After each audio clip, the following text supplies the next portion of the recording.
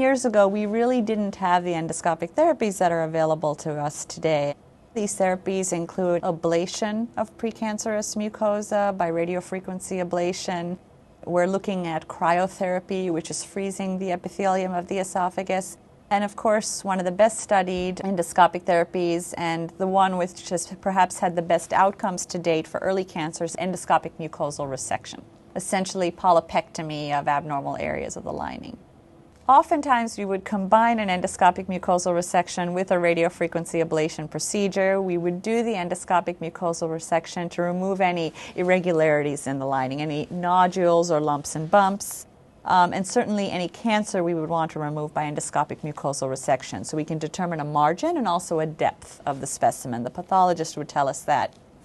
Once the lining has healed, we would follow the endoscopic mucosal resection with what is called a radiofrequency ablation procedure. This is commonly known as the halo procedure to much of the public. And the purpose of that is to basically treat any residual non-cancerous but potentially precancerous Barretts esophagus. So we remove the cancer, we remove any lumps or bumps, and then we follow up with an ablative procedure to remove anything that could develop into a cancer in the future. These are all minimally invasive options that are all done in an endoscopic procedure by gastroenterologists. And in all of them, the patients go home immediately afterwards. They're relatively safe and well tolerated.